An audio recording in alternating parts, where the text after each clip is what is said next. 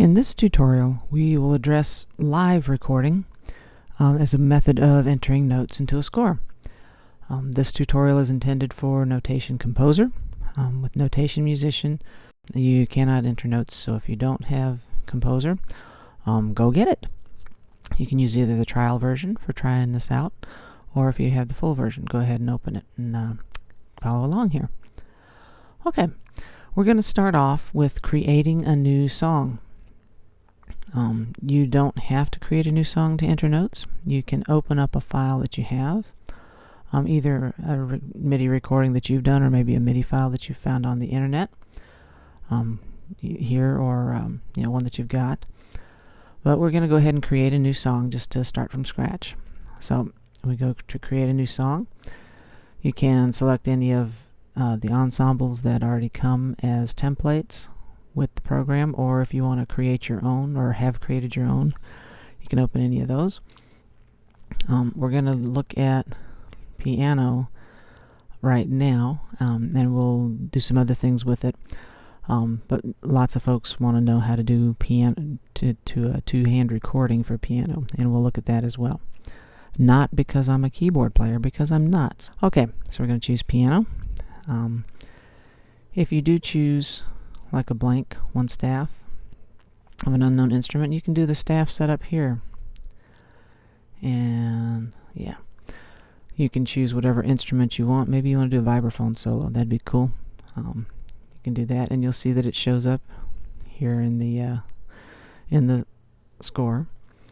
But we're going to go back and do piano, and whatever changes you make, see, they show up in the score, which is kind of cool. All right, we're going to go to next. We're going to do just a real simple one right now. You can choose whatever meter you want. You can set one that if it's not in one of the presets. Choose your key. And this is just like the key signature dialog that you can use if you want to change things up later on. Okay. Any of the steps that you're taking here can be changed later in your score using the tools that are in Composer. You can set the initial number of measures if you want, or you can just leave it at the default of 16. For live recording, as you record, if you need more measures than that, Composer will automatically create new measures for you to record into. So this is not really a big deal at this point. Song title. Practice piano, because Sherry doesn't play piano. You can decide what kind of view you want. Typically I find window view to be much easier to work in when I'm recording notes or adding notes. Page view is what you're actually seeing right now on the score, but that is better for when you're setting up a score for printing. While you're actually doing the composing, window view is probably the easier one to work in. You can set this as your default. You can, if you have a default page set up that you use frequently, then you can check that box and it'll automatically set up everything as you've got it formatted in your default. So we're going to finish now, and there we have it. It's a little bit small in my view right here, so I'm going to increase the magnification here just a little bit so it's easier for you to see what's going on in this video. Okay, so now we've got this here. Now I had turned off the staff control buttons earlier for something else, and I forgot to turn them back on. So if you don't see the staff control buttons, let's turn them back on. Oops, that's not it. This is the show instrument names, and we don't really need that. We're going to go to view and turn back on the staff control buttons. It just makes it a little easier for selecting the staff that you're going to record into. If you want to do only one hand at a time, you can do that. If you want to do both hands at the same time, then what you will do is click on one. Now hold your shift key on your computer keyboard and then click the other one. And there you have both staves selected. And then you can record into those, and I'll show you an example here in just a second. I do have my MIDI keyboard turned on. That's generally very important. To check to make sure that your keyboard is is communicating with Composer, you can do a real quick check of that. Go to Setup, and MIDI devices quick setup. Okay. Now, heavens, my keyboard is on, but there's nothing showing up here. That's because Composer only shows up what it's detecting putting in. This is handy if you have a few different ways that you want to input, and Composer will automatically detect which device you're using to input. And if I now play a key, there it goes. It shows up. Okay. So that's the way to test and make sure that things are communicating properly before you get going. Just set up here and then choose the quick MIDI device setup, and then when you've got your keyboard on, bang on it and make sure that it shows up here and that the light is lighting. If it doesn't, then there are some things that you can check. And if you look in Help, User's Guide, use the index to look up recording. Okay. There are a number of different items in here that will explain things to you with pictures. Life is good. Troubleshooting. Okay. What to do if recording does not work. Nice section in here that talks a lot about different things to check. Okay. Because I'm not going to deal with all of those right now. So I'm going to exit out of the user's guide here, and we're going to get down to some recording. Alright, so we've got both of these selected. Now, the beauty of this is that you don't have to play at speed to get the recording to do properly. Right now we're set at quarter note equals 120. That's kind of fast, especially for somebody like me who does not play keyboard. Now you can set the tempo to whatever you want, or if you want to temporarily change it just for the recording session so that you can play kind of slowly if you want to try to be sure that you're accurate. Okay, you can slow it down to like 10%, which is really slow. That's probably too slow. So for right now, we're going to set it at about 70. Okay, now that's your tempo. There are two different ways that you can record live into Composer. One is to use a metronome. If you're comfortable with that, if it feels good, then that's the easiest way to get good notation very quickly. You can also do what's called metronomeless transcription of a file. Okay, or you can, in other words, you can record without the metronome. You know, if you want to do things where you may be speeding up for some passages and then you want to slow it down, and you don't want to have to think about constraining your playing to a metronome. You want to just go ahead and record. You can do that, and Composer will then let you use a feature called rebar to change your bar lines. Okay, but for right now, we're going to deal and we'll look at that as a separate tutorial, because that does entail a few other things. Right now, the recording we're going to do, we're going to use the metronome. Now, you can set your metronome up however you want it. You may want it on during playback. We're only going to have it on during recording right now. We're going to use a MIDI device, and it's set to channel 10. That's the drum channel. You can audition it.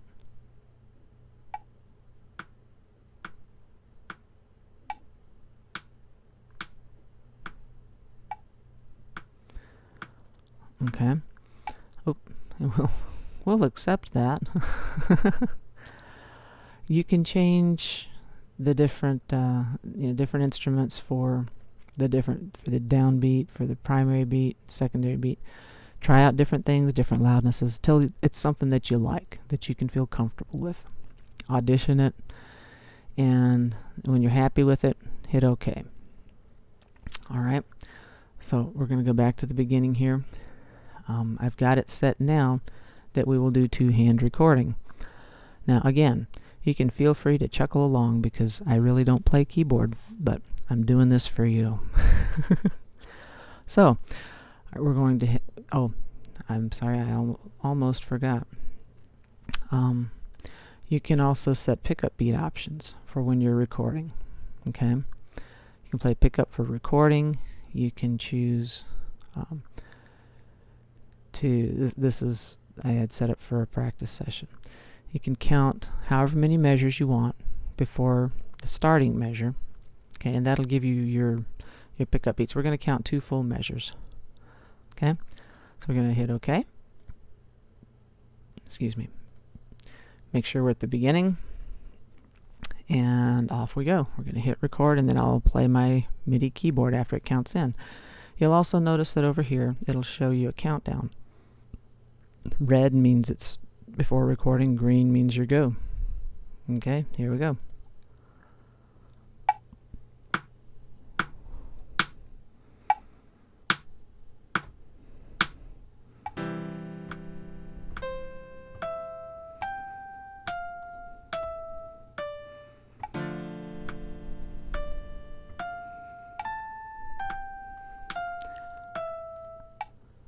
So now you'll see that it comes back, transcribes into the proper clefs.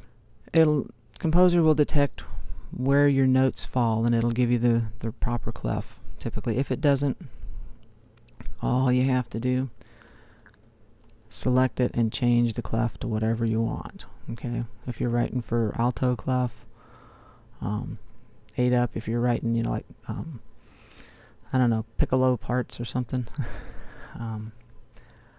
So you can change that wherever you want to.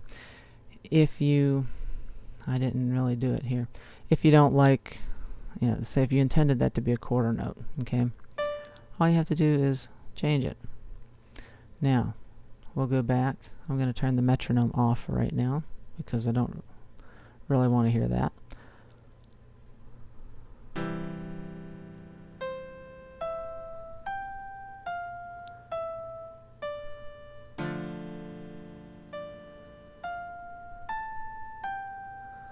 Okay, so you can hear things are a little bit shaky there. I wasn't hitting quite on the beat.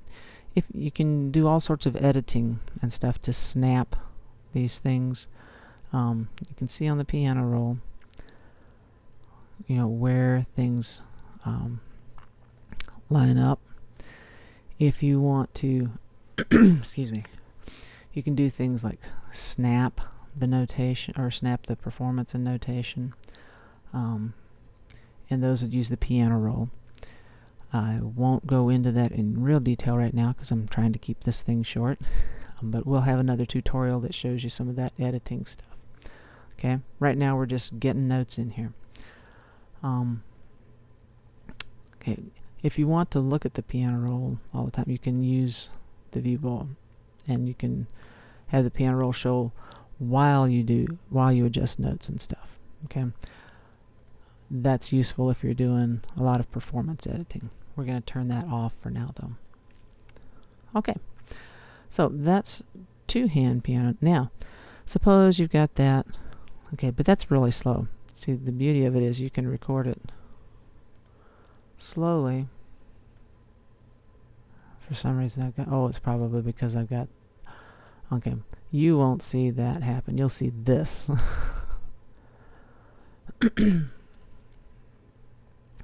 So now, or we can make it go really fast.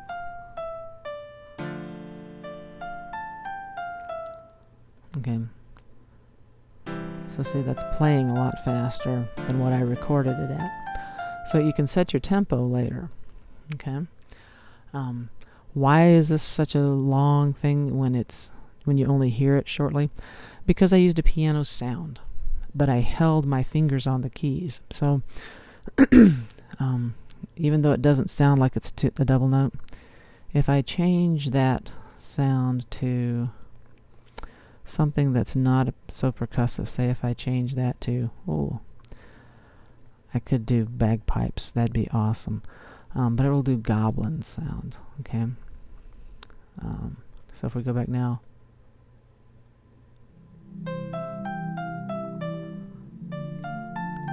okay, for pads and things like that. So it's probably helpful if you do this, if you create the sound that you want while you're recording, okay, because you could hear what a difference that makes. A pad or something else that is sustained will show, or will sustain through that held note. However long you hold your fingers on the keys, that's how long the note's going to be. It sounds obvious, but sometimes it doesn't sound that way if you're not using the right instrument. Okay, so we're going to go back. We'll use piano. We're going to hit OK. Okay, so that's what's going on here. Now, if you want to add something else onto that, you can always add a staff. Okay, let's say you want to add, I don't know, how about a contrabass? I play bass, so I kind of like that. Okay, now when you do that, that might be when you want to show the instrument names. Okay, so we have piano here. We're going to add contrabass here now. We can select that, and then we can start adding notes. And you can record that in. You can go in and add them any way you want to, but we'll record those.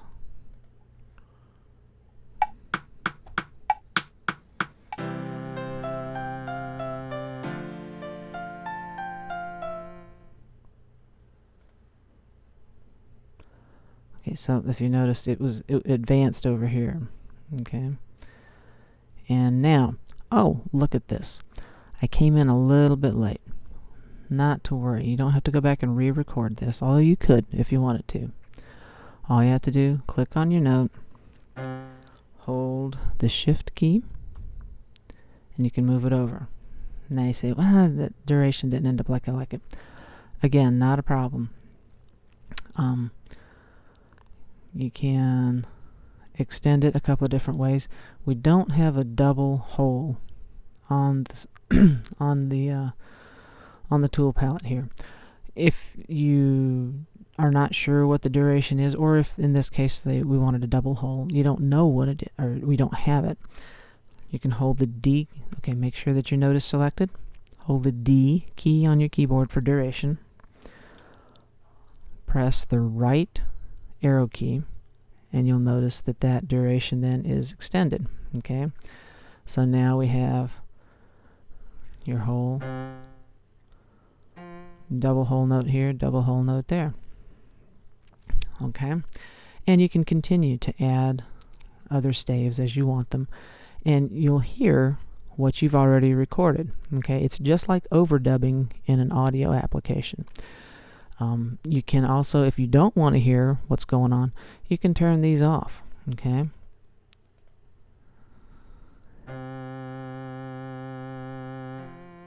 alright, same thing would happen while you're recording. Alright, or you can turn them back on. This is why I like having the staff control buttons on while I'm working on a piece. Okay, what if you want to change just part of a recording? Let's say you like all this, but you really don't want to do this. You want to do something different. You can do what's called punch-in recording, and that's pretty handy too, because then let's say you get a whole piece recorded and you just got one or two measures you just don't like, or even just a few notes that you just don't like. You can either go in and edit them manually, and you can pull them up and down or whatever. We're going to undo that. Or if you want to record it live, you can do what's called punch-in recording. What you want to do is select a region, okay, and we'll select just those three notes. Okay, you can select as big a section as you want, and the only part that will get recorded over is just that region that you've selected. Okay, and here's how that works. Oop. Okay, I had it going really fast. I don't want to record that fast. If you don't want to record that, you can always hit stop and nothing will have changed. Okay, so no worries. There are just lots of different ways you can can do things and save separate takes or whatever. We're going to slow it back down again. Okay. And we'll record just that selected region.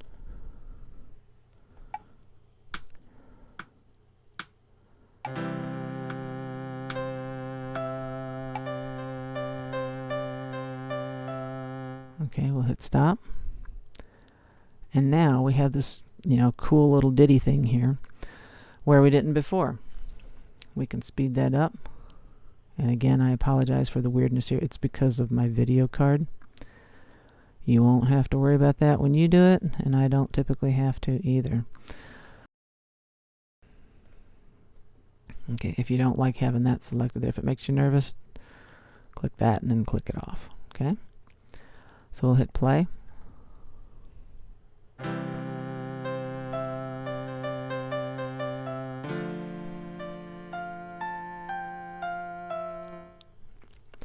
Okay, so there's punch-in recording, there's recording with two hands, there's adding other staves to record into. Change in your instrument, you can do that at any time. If you decide, oh, you really want that to be, let's say violin, okay? Oh, it didn't show up. That's because we have the little bracket here, okay? If you want individual things to show up, take the bracket out. We're going to select it, and then I'm going to hit the delete key on my keyboard. All right, and then we'll go here and change that to violin. You can do all kinds of things.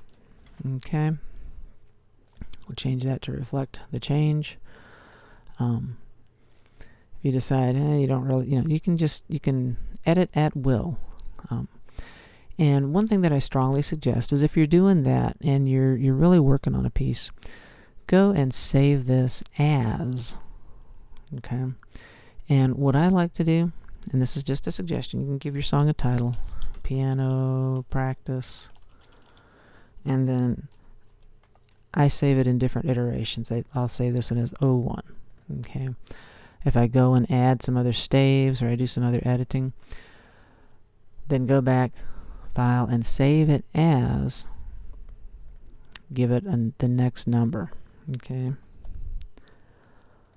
Now, what happens if you're in the middle of editing? You've been working on this thing for hours and things die. Things crash. Life does not feel good. Fortunately for all of this, you can go into File, Autosave File Recovery. Okay. And lula, look at that. Every 5 minutes is the default. Your work will be saved every 5 minutes, so you should never lose more than about 5 minutes worth of work. Okay? It's a nice insurance thing. If you want to change that, you can change the autosave file recovery options. I've got mine set for every minute because a lot of times I'm doing a lot of really fast edits. The default setting is 5 minutes. You can make however many backups per song file you want. The time frame that you have here is going to be dependent on your computer's CPU and memory. If you have a slow machine, you're going to want to set this to like every 5 or 10 minutes. Okay? Simply because it will save in the background, but if you're saving too frequently, it will make your machine sluggish. All right? I'm blessed with a fast machine, so I can do that. Okay. And I think that covers what we wanted to do in this particular tutorial. Enjoy.